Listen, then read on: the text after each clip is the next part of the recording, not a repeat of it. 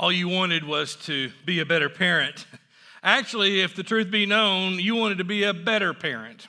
You wanted to be a better parent than them. You wanted to be a better mom than her. You wanted to be a better dad than him. And so you find yourself bragging about your kids to show others what a great parent you are. I remember when we took our girls to kindergarten, Julia and Lydia are 8 years apart, so we had a lot of time to prepare between them. But both times I'll have to say that our girls made us really proud. And we walked into the school on both of their first days of school, and all these little 5-year-old babies are crying and screaming, and they don't want to let mommy go, and they don't want to stay at school with this teacher they really haven't met yet or they don't know very well. And our girls, they go into the classroom, sit down, and there's usually a little project sitting there, maybe a color sheet or something, and they're working on their little project, and they look up at Melinda and I as if to say, Are you still here? Why are you still here? And they were ready for us to go. And I looked at all these squalling, crying kids, and I felt pretty good about myself, to be honest with you. And, I think so many times we try to take control of situations that are beyond our control. You know those poor parents who had the crying children? They had done their very best to prepare their child for that first day of school. They had done everything they could do to prevent what actually happened. And they were embarrassed and wanted to just melt into the floor of the school. But there was nothing they could do. They couldn't control that. And I have to admit that how it worked out for us was probably had a lot to do with luck. I don't know. It really didn't have much to do with my parenting skills as I look back on it. But we worry about things that we really can't do anything about. We waste a lot of time and energy trying to control the future. And the reason that's a waste is because none of us can control the future. That's one of the things that each of us have in common with one another. We can't control the future. But that's why we worry. We get so wrapped up in trying to accomplish the impossible that we lose sight of the only one who can actually take control over what will happen. And so, as we've been in this series about worry, and we've been talking about stress and anxiety, I'm going to kind of go back and review a little bit. What we've learned so far is, first of all, there are some lessons that Jesus gives us. These are lessons that modern day psychology uses, whether they know it or not. These are facts about how people should handle worry. And so Jesus, he basically says, don't obsess about tomorrow. What he says is, you're here today. You're not in tomorrow yet. Don't obsess about tomorrow. You handle what you're going through right now. You deal with your current situation and let me take care of tomorrow. Even if your current situation is bad, don't worry about how it's going to affect tomorrow, or it's how it's going to affect next week or month or year. Worry about today, and really don't worry about today, but tend today. Be responsible for today. And Jesus says, let me take care of tomorrow. And so a lot of times when Jesus says something like this, there's many of us who say, well, that's great. I'm off the hook. I don't have to worry about, taking responsibility. I don't have to worry about working hard. Jesus said, don't worry, so I'm not going to worry about it. And we sometimes interpret that as Jesus saying, don't give any care about it. Don't take any personal responsibility. But we think that if we are responsible, we have to worry. And what we find out when we worry is there are a lot of negative results that affect us and affect people around us. When we worry, we become self-absorbed. When we worry, we're not as sensitive to what people are going through around us at that point in time. When we worry, we don't perform well at school or at work. When we worry, the effects of that worry have the ability to decrease our chances of making good decisions. When I worry, it impacts my health. So there's a person in the Bible, in the Old Testament. He's one of my favorite personalities in the Bible because he was one bad dude. I mean, God used him to do something that I have only dreamed about. But this person is Elijah. He is one of the heroes of the faith, and he is an individual who had a lot to worry about. And his worry caused him a lot of undue stress. And so God asked him a question, and I mentioned this question earlier in the service. God asked him an incredibly insightful question. He said to him, Elijah, what are you doing here? And so I want us to spend the rest of the day, or rest of this message, talking and thinking about that. What are we doing here? So I want to give you a little context, a little background of what was going on. Israel was at once an undivided kingdom, and through a course of many events, and they became what we call a divided kingdom. And this is really hard. I want you to stay with me, try to track me on this. But there were two kingdoms, and the one kingdom was called the northern kingdom because it was, up north. And then the other kingdom was the southern kingdom because it was down south. The northern kingdom had a series of kings, and the eighth king to serve in that position over the northern kingdom was a guy named Ahab. Now, Ahab was a very wicked king. He tested God as farther than any king had tested him up to this point. And he was married to a woman named Jezebel. Do you know anyone who names their daughter Jezebel? Probably not, and that's for a reason, because Jezebel, she's synonymous with wickedness, with evil. You know, I once knew a person who named their daughter Jezebel. They introduced me to Jezebel, and I said, well, great, where's your son Judas? No, actually, that didn't happen. But anyway, Jezebel was a very wicked king's wife, and Ahab was a very wicked king, and they had provoked the Lord more than any of the other kings had ever done before. And so God did not react to Ahab and Jezebel in a wrathful, vengeful way. He didn't give a knee-jerk reaction to their wickedness. He did for them what he does for many of us.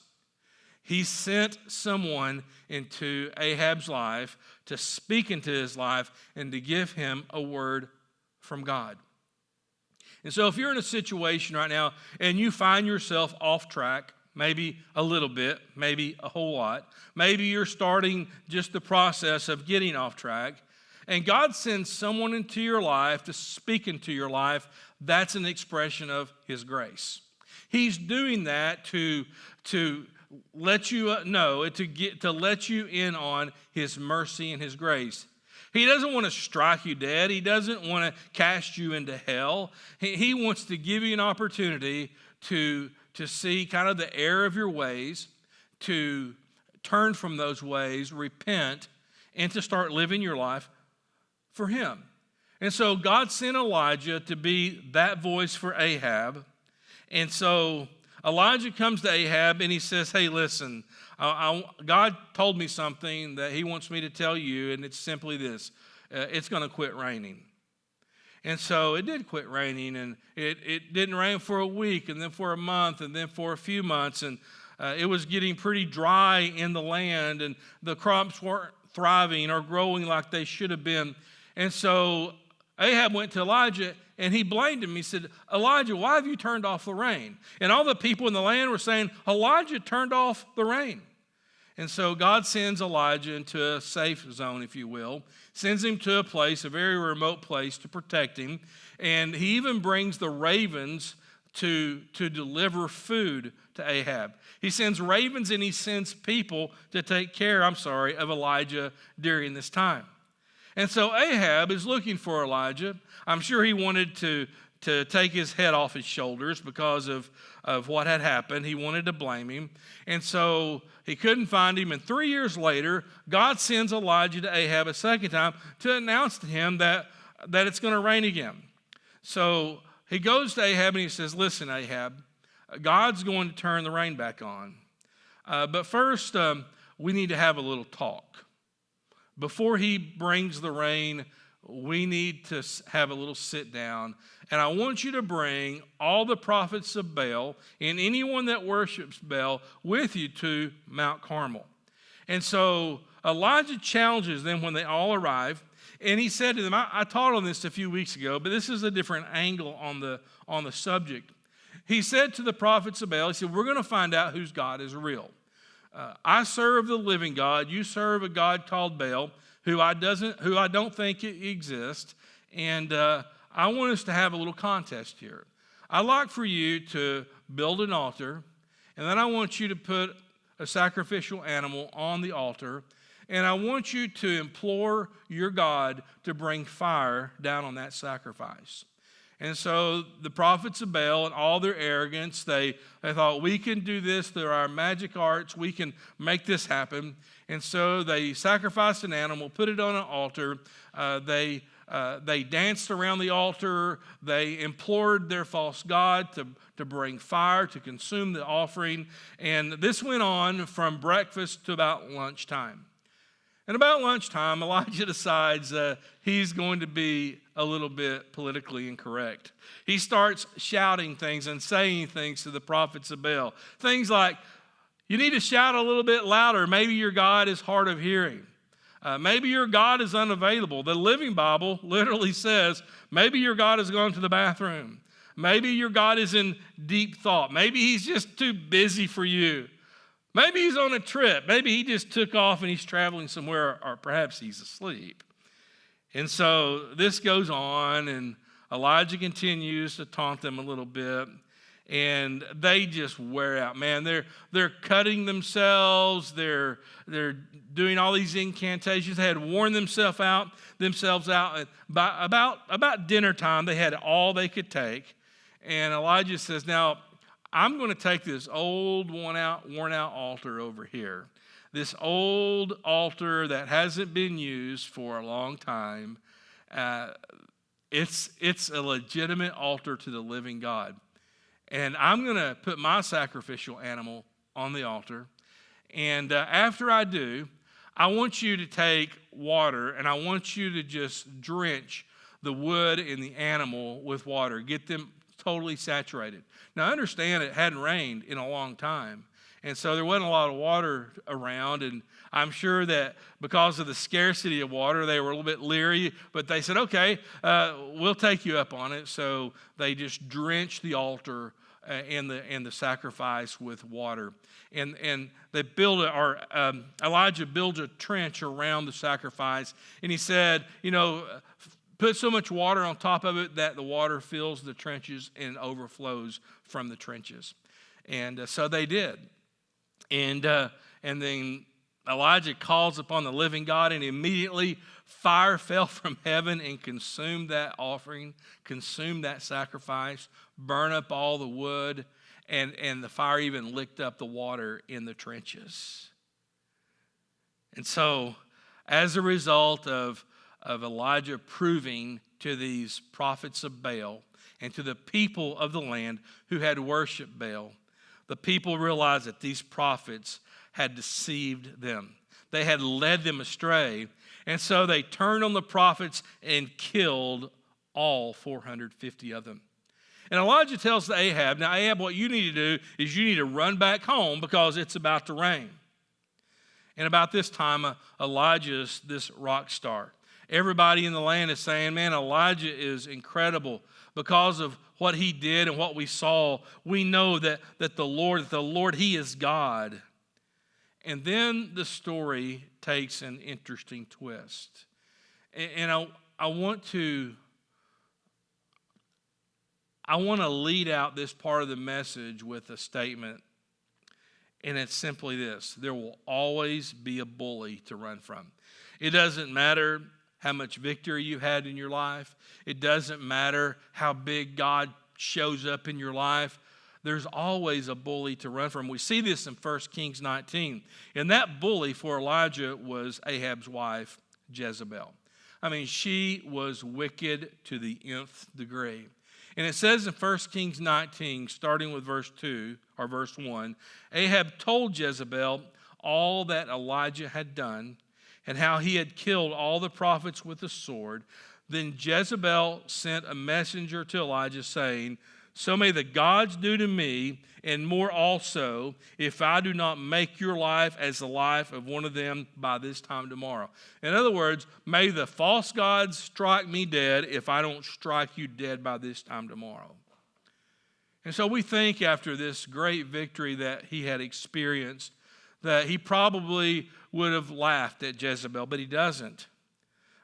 We think that Elijah would realize he has nothing to worry about after this display that God put on. But it says in verse 3 that Elijah was afraid and ran for his life. You see, he knew what God had done. He had seen the power of God. He wasn't worried about the now. He was worried about tomorrow. And that's exactly what we do. We can be dealing with a current victory and worried about how we're going to win the next one. So, I think that one of the applications for us here is none of us have certainty of the future. None of us know for sure that we're going to be here this time tomorrow. And there's some people who act on those fears. Elijah was fine in the now, but what about tomorrow? It says, when he came to Beersheba in Judah. So he leaves his country. He goes about 100 miles away and stays there for 2 weeks. Second of all, there's always a next step to take. Yes, there's always a bully to run from. And next of all, there's always a next step to take. And so it says in verse 3 that Elijah left his servant. And it says in verse 4, but he himself went a day's journey into the wilderness and came and sat down under a broom tree. And he asked that he might die, saying, it is enough now, O Lord, take away my life, for I'm no better than my fathers. And he lay down and slept under a broom tree. And behold, an angel touched him and said to him, arise and eat. And he looked, and behold, there was at the head a cake baked on hot stones and a jar of water. And he ate and drank and lay down again. So as we look at this passage, I want to go ahead and let's look at verse 7 here. It says in verse 7, and the angel of the Lord came again a second time and touched him and said, arise and eat, for the journey is too great for you. And he arose and ate and drank and went in the strength of that food 40 days and 40 nights to Horeb, the mount of God. And so this is really significant because Horeb was a very important place to the people of God, to the Jewish people. It was at Horeb where Moses saw the burning bush and God spoke to him from that burning bush. It was Mount Horeb where Moses received the 10 Commandments. So to the Jewish mindset, Horeb was where God hung out. So it says in verse 19, there he came to a cave and lodged in it. And behold, the word of the Lord came to him, and he said to him, what are you doing here, Elijah? See, there's that question. What are you doing here? I don't think he's asking him that in a physical sense. I think he's saying to him, Elijah, what are you doing in this state of mind? Why are you at this place in your life right now? And so, first of all, the answer to God is that Elijah gives it's a pretty obvious answer. I'm here because you told me to come here. But the question goes a lot deeper than that. What are you doing here in your spirit? And that's a question for us. When we go down the wrong pathway, when we go down a pathway of struggle and heartache, we have to ask ourselves, why have I allowed myself to be in this position? Why have I gotten myself so worked up? Why have I become so troubled and so full of anxiety that I'm not really effective in any area of my life? Why have I allowed my fear of something I can't control to drive me to this place emotionally that's caused me failure physically? It's affected my relationships in a negative way. And spiritually, I am where I should never be.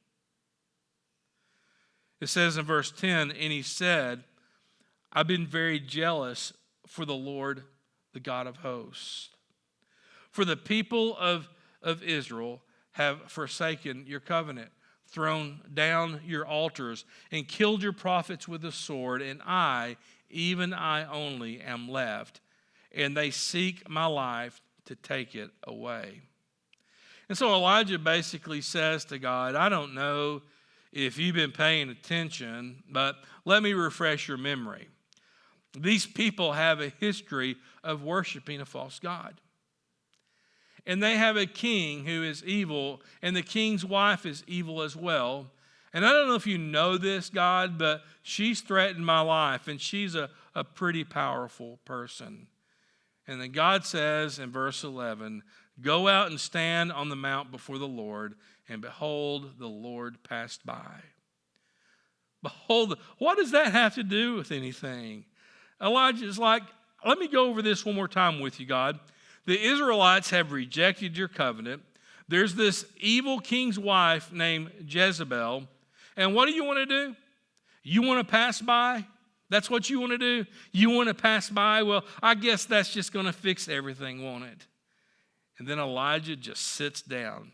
And it goes on to say, and a great strong wind tore the mountains and broke it in pieces, the rocks before the Lord. The Lord was not in the wind. And after the wind, an earthquake. But the Lord was not in the earthquake.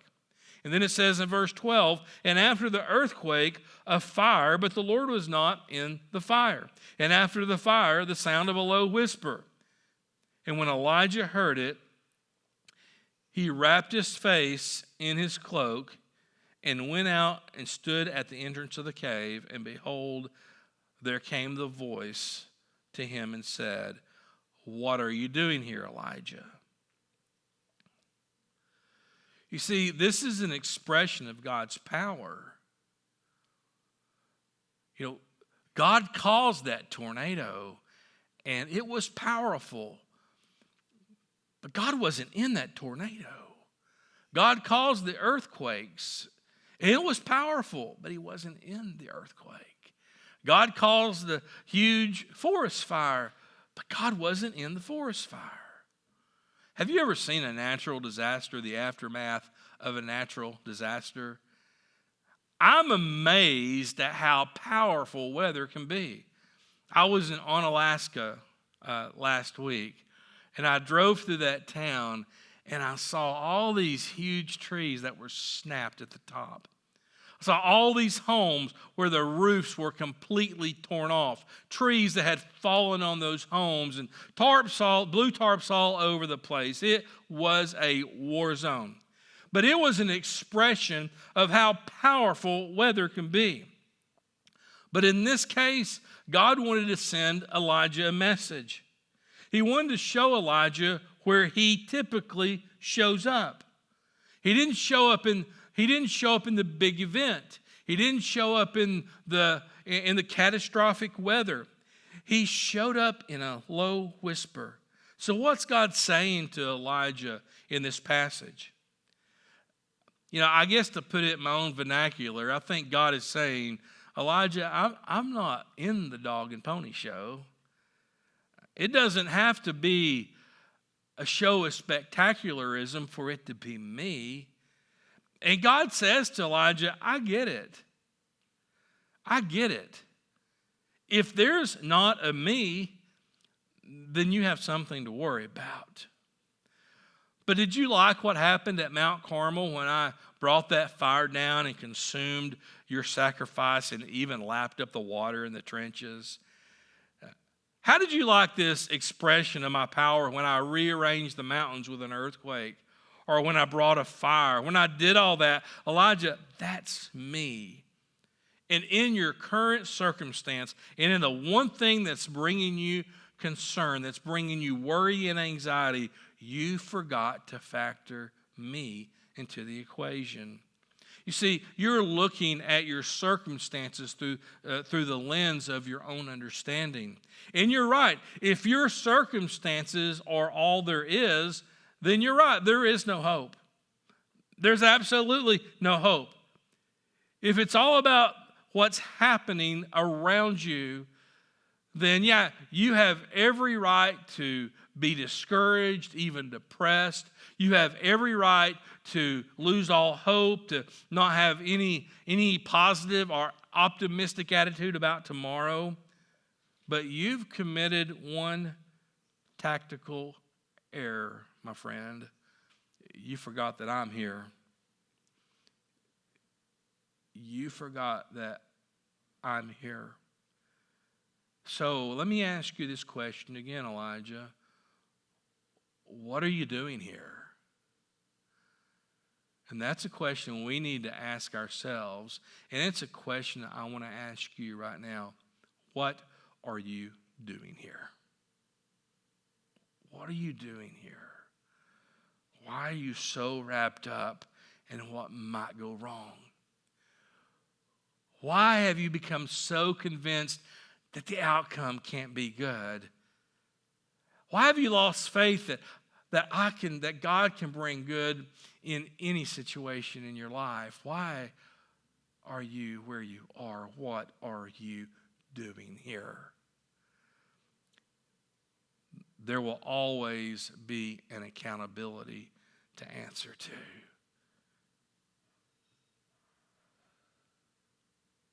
Are you figuratively or even literally curled up in the fetus position, hoping to sleep through your situation? That would be totally understandable, but for God. It says in verse 14, I've been very jealous for the Lord, the God of hosts, for the people of Israel have forsaken your covenant, thrown down your altars, and killed your prophets with the sword. And I, even I only, am left, and they seek my life to take it away. But I can just hear this parenthetical statement. But I guess that's not really a good excuse for being here, is it? The first part of verse 15, it says, and the Lord said to him, go return. In other words, go back the way you came. I need you to walk back into that situation that you have feared so much. And I need you to be fully engaged as if I am really God, because I really am. And then verse 15 continues to say, go on your way to the wilderness of Damascus, and when you arrive, you shall anoint Hazael to be king over Syria. So Syria is a neighboring country. It seems a little bit strange to Elijah that God would give him this directive.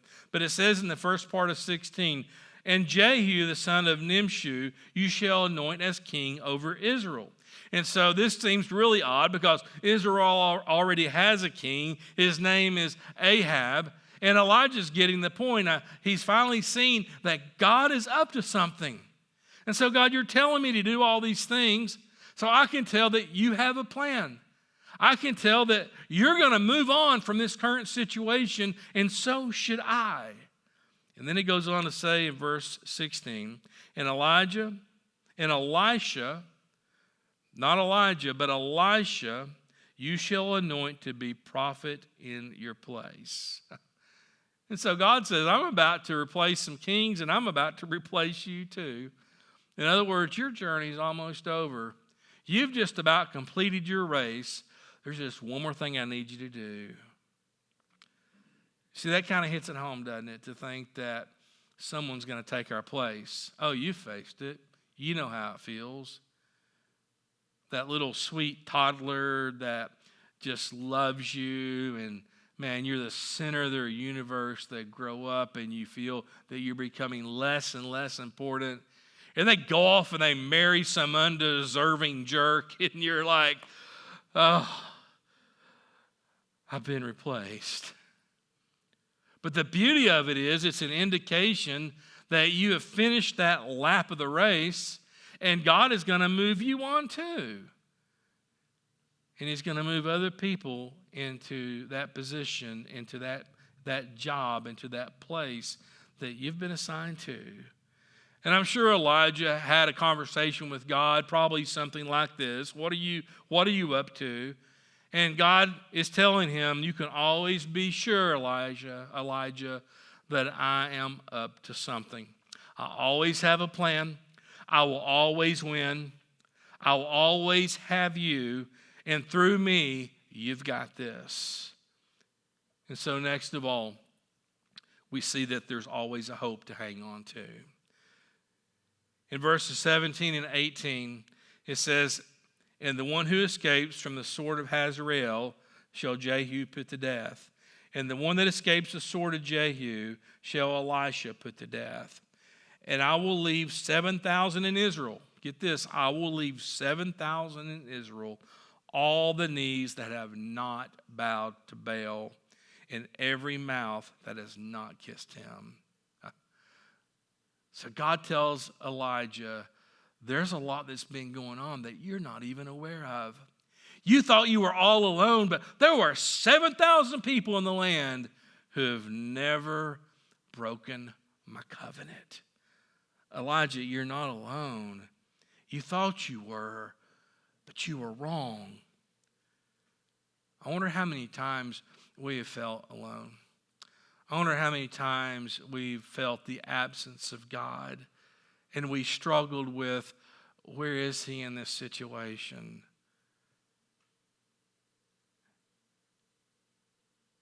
You know, you're not alone.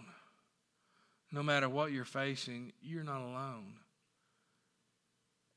Through the current situation of the coronavirus, I realize that it's created a lot of questions, a lot of concerns.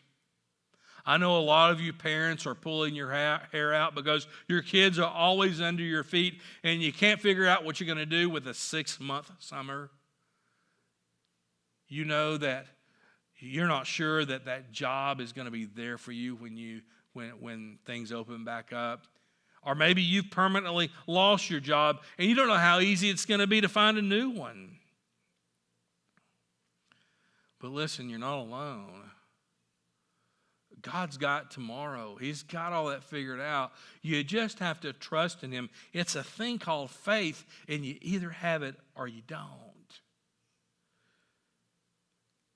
So Elijah sets out on a long journey.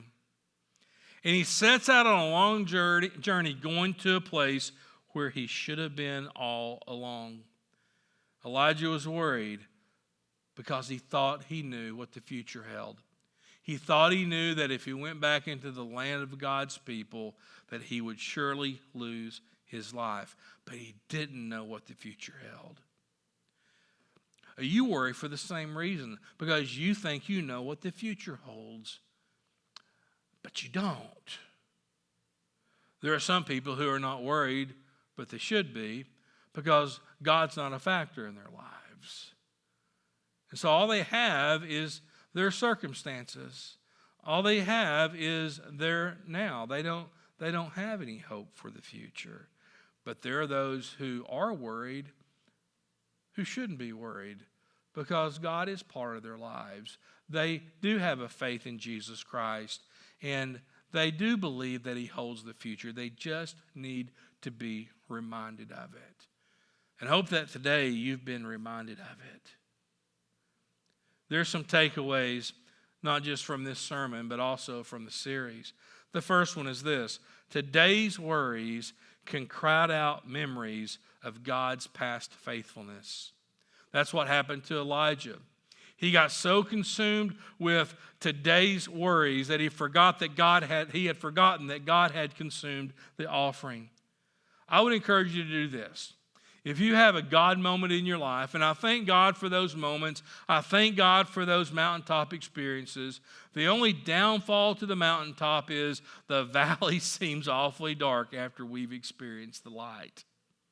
But that's why we need to be reminded of what God has done. I would encourage you to start a journal and to write down what God does. Write down those memories. Write down those stories that you can recall when God's done something special in your life.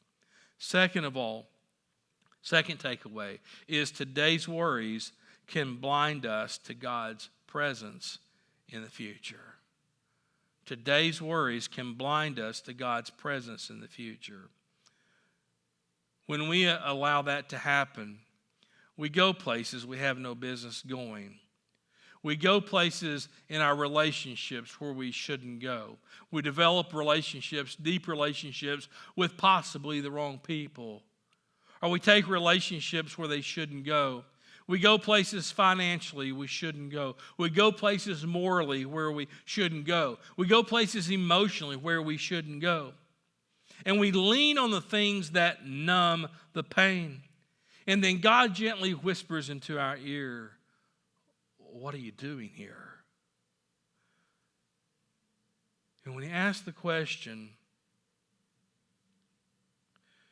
there's always an excuse. And that excuse is a reflection that you just don't see God in your current situation. But then you remind yourself that you stepped out in faith and you made a commitment to God. You accepted Jesus Christ in your life, and then you're reminded of that fact and you realize there's really no reason to put myself through all this stress, through all this anxiety. The third takeaway is this. Simply this. God can be trusted with your tomorrow. God can be trusted with your tomorrow. So you don't have to worry today about tomorrow. I mean, seriously, do what you can today. Take responsibility today.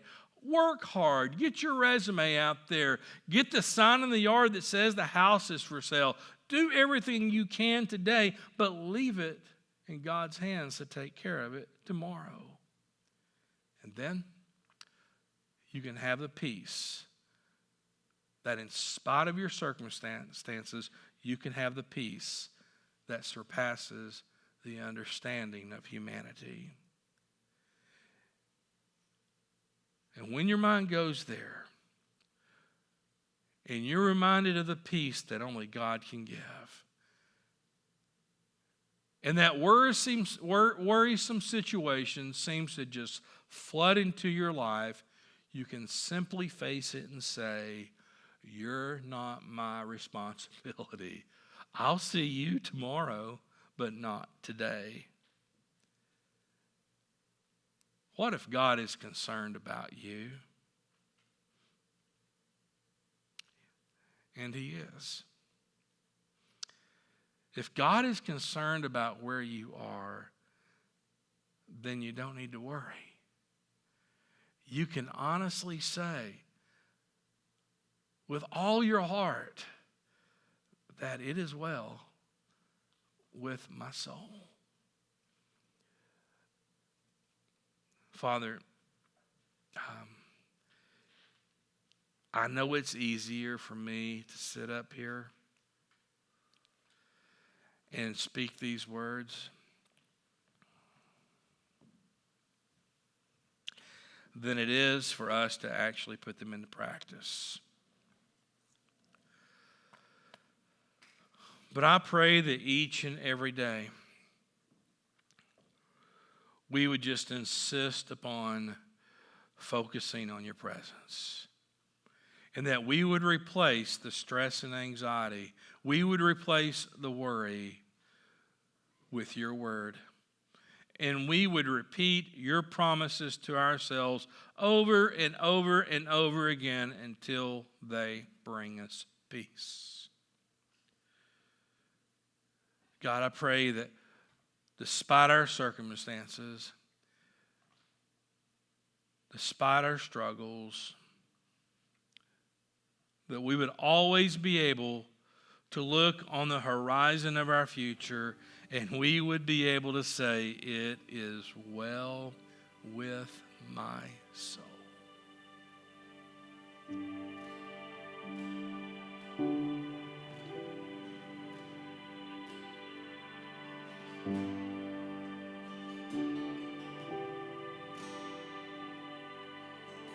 Grand earth has quaked before,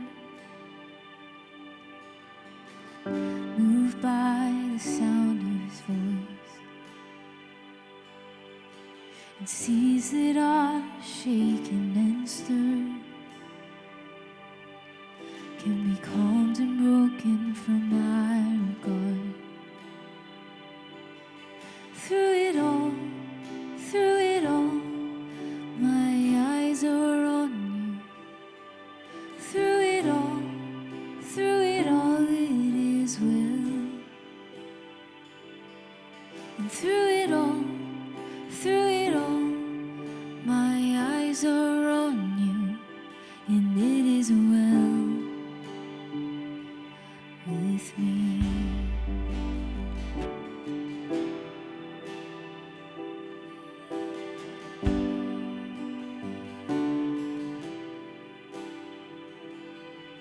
Far be it from me to not believe,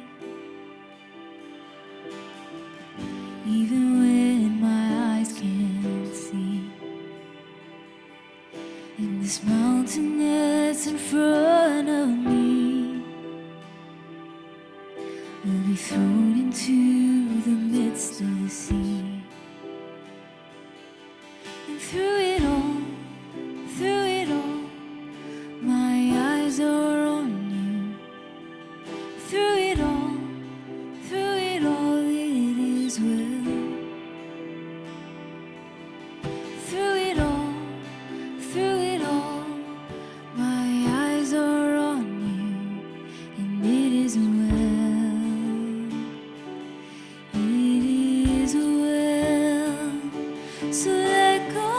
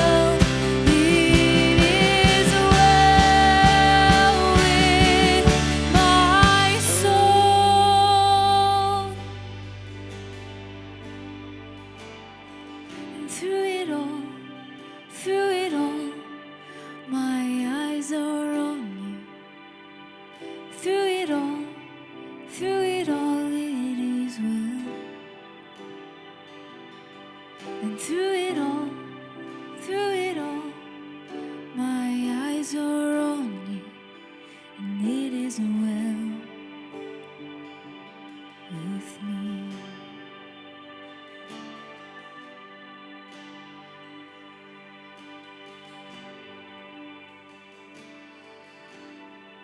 I guess it's one thing to brag about God when everything's going your way, but it's entirely another to brag on Him when you're going through a tough time.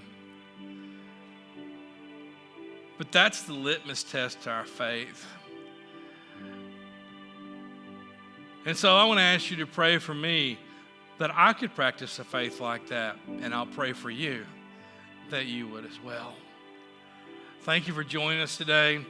I hope we're back together in a couple of weeks. We're targeting the 18th of May. Unless there's some kind of setback with the virus, that's our plan. And I think we can pull it off, social distancing and all that. And so I really look forward to seeing you. I also want to encourage you to join me Wednesday at 7 o'clock for our Bible study as we continue to do that. Have a great week. God bless you, and I love you, and I can't wait to be with you again.